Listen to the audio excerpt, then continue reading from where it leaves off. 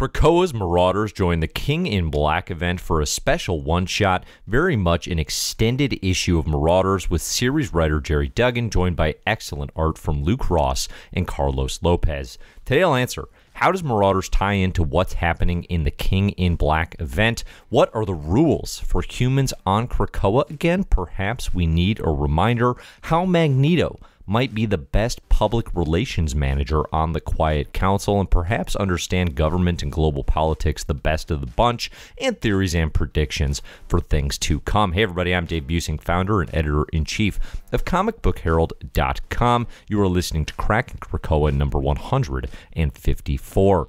Coming this weekend, Krakin Krakoa number 155 live. Join us at 12:30 Central Time on Saturday, February 6th. Pre-game the Super Bowl, we're going to be doing a live draft between myself and comedian Jay Jordan, going through our picks for who should be on Jonathan Hickman's X-Men roster with the impending election announcements. I believe now we're going to be announced in June at the Hellfire Gala, I think is the latest word from Marvel. We're doing our live draft early here. If you like Krakin Krakoa and Talking X-Men, come join us, hang out in the live chat, and we can do a fun X-Men draft. Again, that's going to be this Saturday, February 6th. Links to that event will be in the show notes. Spoilers otherwise for Discuss Comics will follow. Writer Gerry Duggan, artist Luke Ross, colors Carlos Lopez, letters Cory Petit. The Marauders are trying to rescue the knullified Cyclops and Storm, who have been converted to, symbiote versions of themselves by the god of the symbiotes, Knull, who is in the process of taking over Earth. Now, the Marauders are navigating the seas to Manhattan with all sorts of symbiote dragons in pursuit. We get to see Pyro and Iceman in action plenty, which is pretty enjoyable. Pyro, of course, with fire being one of the things that symbiotes fear, is a great choice here to actually get to, unleash a little bit, which we don't always get. I gotta say, too, Pyro has definitely had one of the major glow-ups of the Krakoa era of X-Men, becoming this really fun character in a way that I don't know that they've really been in comics, certainly not recently. Marauders face tattoo and all. I think another huge benefit of this issue is we finally get a issue from the perspective of Bishop, who has definitely been one of the most underutilized characters of the Krakoa era of X-Men, and in the pages of Marauders as well, has had a very minor supporting role. Now, in the King in Black event, as I mentioned, again, we had the X-Men. They did send, mutant kind. Krakoa sent some individuals, including Storm especially, to try and prevent the symbiote invasion in King in Black number 1, but we've actually seen their efforts fail, okay? And we right now have Cyclops and Storm. We've also seen in the pages of Sword, this has happened to young teen Cable. They've been taken over by Knull, right? As a bunch of heroes of the Marvel Universe have, okay? So that's essentially the King in Black information that you need, other than to say, yeah, there are symbiote dragons running wild everywhere. It's a Venom-based event, and it is spilling into every corner of the Marvel Universe. Now, as the one-shot progresses, and Pyro calls out Bishop's close connections working security with his pal Beast, as well as Bishop's former standing as, a cop, essentially, we see a flashback prior to the Marauders mission, in which Beast, the head of security and head of X-Force, and as is his nature these days, he callously tells Bishop that if Bishop can't rescue Storm and Cyclops properly, he needs to kill them, right? Take them off the board, because we can resurrect them, we can get them back without symbiote attachments, but, if they are perpetually covered in symbiote goop, there's not much that can be done, right, for mutant kind. Now, it's a bit of an early spoiler for the issue here, but I'll be honest, I'm disappointed we don't see Bishop actually faced with this decision in this issue.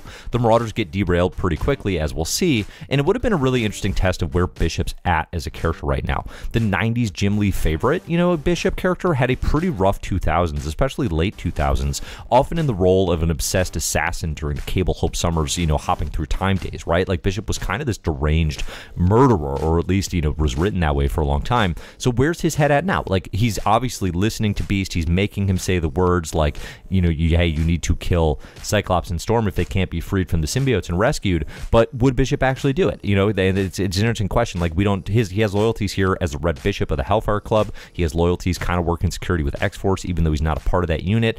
It's an interesting character exploration that really hasn't happened yet, although we finally get some involvement here.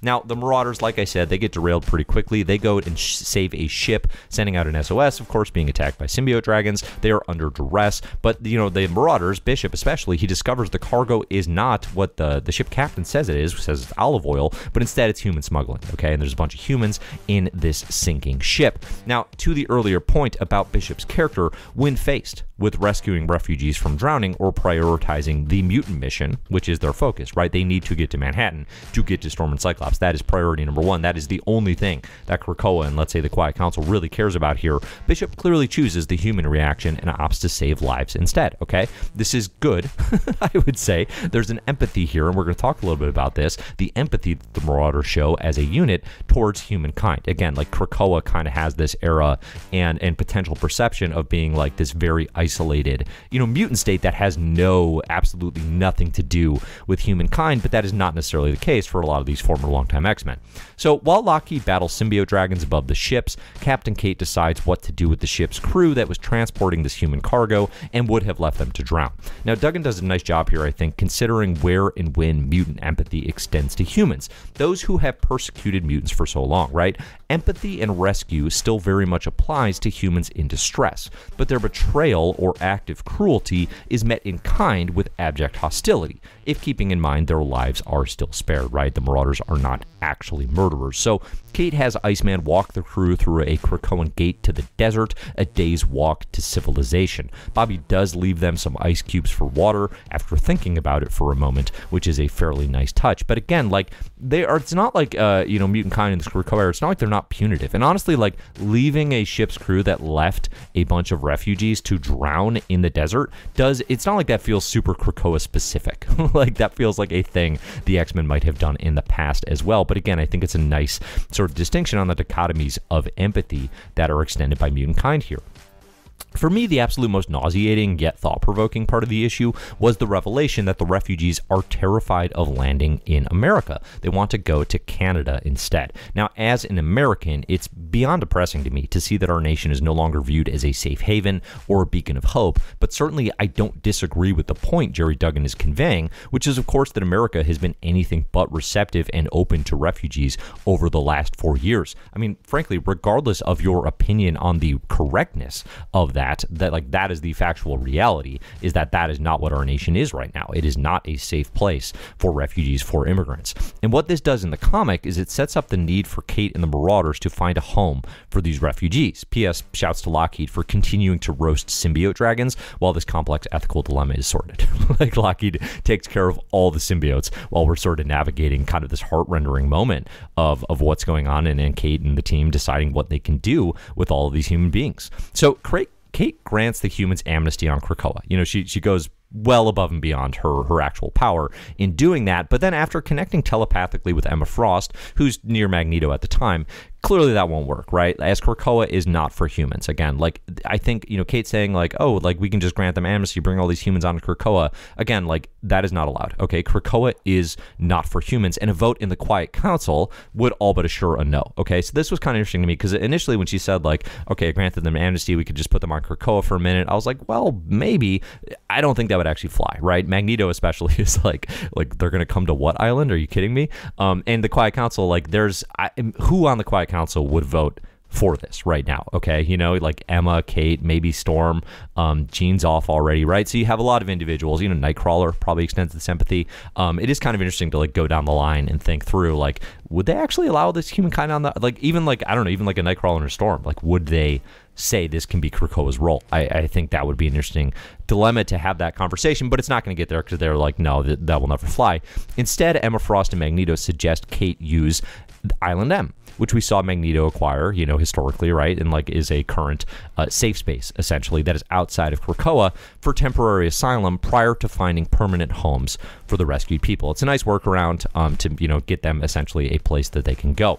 It's an interesting decision, particularly for Magneto, who obviously has a pretty long history as an enemy of humankind. You know, like it has been viewed, and often rightly so, as a terrorist. Certainly from this newfound position of Krakoan power, it's easier for him to express his own empathy, because that is the beauty, I think, of Magneto as a quote-unquote villain, and especially through the Claremont era, as that, you know, as the character increases in nuance, this is a character who understands persecution, you know, better than anyone, right? He's a Holocaust survivor. So as as we we see, like he definitely has, it's not like he has no feelings for humankind, despite obviously the status of being, mutants first, Homo superior first. Although, as we see, like Magneto's reasons are not without alternate purpose, as even in this decision, there's the element of Krakoan perception and the value of refugees spreading the word of Krakoa's good deeds. I don't think he does it all for the PR, but it's a mixture. Like, Magneto is very cognizant. He's run nations before, right? Like, he's had Genosha in his grasp before, okay? This is definitely, like, it's interesting to consider,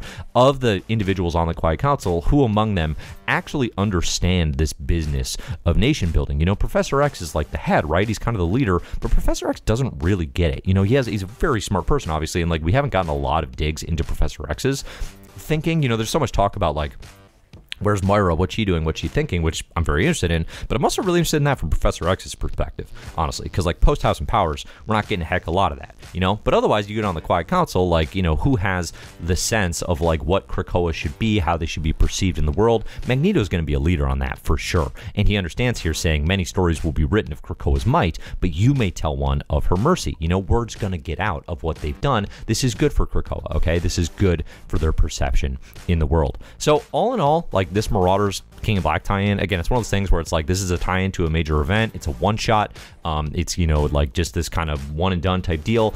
Way better than it, necessarily needs to be, quote-unquote, but it's one of the better King in Black tie-ins. Duggan does a great job. It's just a good extended issue of Marauders before we get back to, like, the actual ongoing series in Marauders number 18. Now, we got a cover here, really great. Russell Dowderman and Matthew Wilson cover with Iceman and Pyro. The Krakoan for the next issue reads In Her Memory, which is interesting. My initial thought here was like, well, we know Storm is likely headed off into space soon, so it could be like in Storm's memory, but I think based on the solicit text, my guess here would actually be this is in reference to perhaps one of the individuals that rescued Lockheed in Madripoor.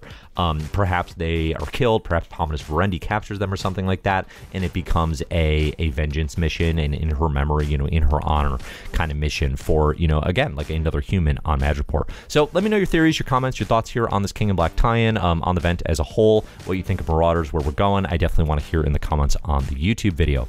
I'm Dave. You can find my stuff at patreon.com/comicbookherald for ways to support. Thanks in particular to those in the Mysterious Benefactors tier for supporting the site. It is greatly, greatly appreciated. Again, you can find my work at comicbookherald.com, at Comic Book Herald Online. Look for the best comics ever in my Marvelous Year podcast for more from me as well. But otherwise, check out the link in the show notes here. We got the live Krakin Krakoa coming on Saturday. We're going to do a live X-Men draft. Should be a lot of fun. Come join, hang out, let us know what you think of our picks, make picks of your own in the live chat. So thanks everybody for listening, and as always, enjoy the comics.